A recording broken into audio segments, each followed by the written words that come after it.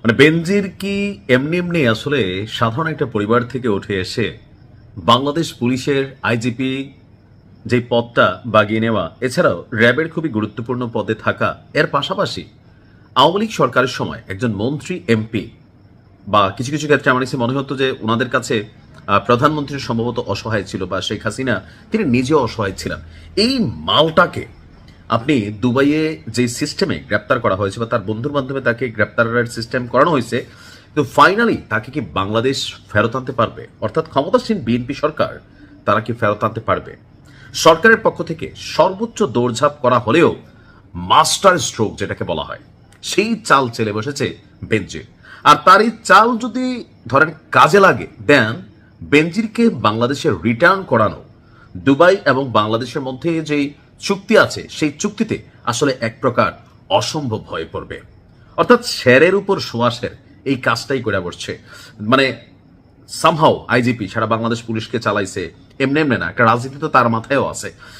সর্বশেষ নিজের বিরুদ্ধে নিজে একটা মামলা করাই দিছে দুবাইয়ে বেনজির এই মুহূর্তে। অর্থাৎ দুবাইয়ে কিছু আইন আছে, তো ওই আইনগুলোর মধ্যে একটা আইন হচ্ছে যদি কোনো ব্যক্তির নামে দুবাইয়ে দেওয়ানি অথবা ব্যক্তিগত আর্থিক বিষয় সংক্রান্ত কোনো মামলা থাকে, তাহলে ওই ব্যক্তির বিচার হওয়ার আগ পর্যন্ত আপনার বা নিষ্পত্তি হওয়ার আগ পর্যন্ত সংযুক্ত আরব আমিরাত সেই ব্যক্তিকে অন্য কোনো দেশে পাঠায় না।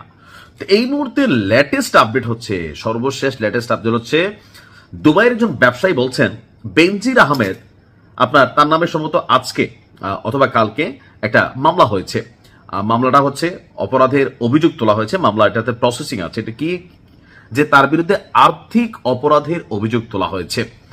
সম্প্রতি দুবাইয়ে ঘনিষ্ঠ একজনকে দিয়ে নিজের নামে নিজেই মামলা করিয়েছেন বেনজির।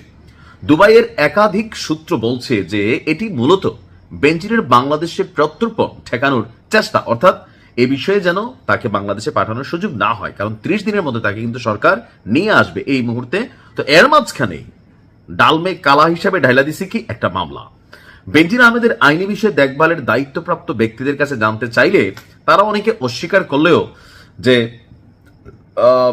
কি বলা হয়, সম্ভবত সরকারের সাথে কানেক্টেড কিনা জানি না, যে কোনো একটা সূত্র যারা তারা বলছে যে বিদ্যমান পরিস্থিতিতে নিজের লোক দিয়ে তার নামে মামলা করানোর তথ্যটা সঠিক নয়। অপরদিকে অন্যান্য সূত্রগুলো বলছে যে আপনার সংযুক্ত আরব আমিরাতে বেনজির যে কোনো মূল্যে তার বাংলাদেশে আসাটাকে ঠেকাতে চায়।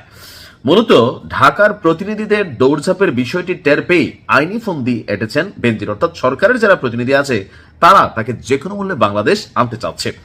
দুবাইয়ের একজন ব্যবসায়ীর মন্তব্য অনুযায়ী বেনজির আহমেদের যে আইনি লড়াই এটা এখনো শেষ হয় নাই, বরং তার বাংলাদেশ ঘিরে যে ফিরে আসার ইস্যু, এখানে নতুন করে আইনি এবং কূটনৈতিক একটা তৎপরতা শুরু হয়েছে। ইতিমধ্যেই দুবাইয়ে একটি দেওয়ানি এবং ব্যক্তিগত আর্থিক বিষয় সংক্রান্ত অর্থাৎ টাকা পয়সার লেনদেন অথবা যে কোনো এই বিষয়ে কানেক্টেড একটা নতুন মামলা হয়েছে। ওই ব্যবসায়ীর মতে এই আইনি পদক্ষেপের কারণে বেনজির বাংলাদেশে ফেরত পাঠানোর যে উদ্যোগ সেটাকে থামিয়ে দিতে পারবে, অর্থাৎ এটা থেমে যেতে পারে। কেননা দুবাইয়ে কারো বিরুদ্ধে আর্থিক বা সম্পত্তি সংক্রান্ত কোনো অভিযোগ থাকলে, মামলা থাকলে তাকে ফেরত দেওয়ার সুযোগ সংযুক্ত আরব আমিরাতের আইনে নেই। ফলে এই মামলাটি নিষ্পত্তি না হওয়া পর্যন্ত আপনার বেনজির আহমেদকে বাংলাদেশে আনার যেই উদ্যোগ ছিল বা সম্ভাবনা ছিল সেটা কিন্তু আপনার সহজ হচ্ছে না। আইন শৃঙ্খলা রক্ষাকারী বাহিনীর একাধিক কর্মকর্তা এবং আন্তর্জাতিক আইন সম্পর্কে ধারণা রাখেন এমন কয়েকজনের সাথে কথা বলেছে আপনার বাংলাদেশের গণমাধ্যমগুলো।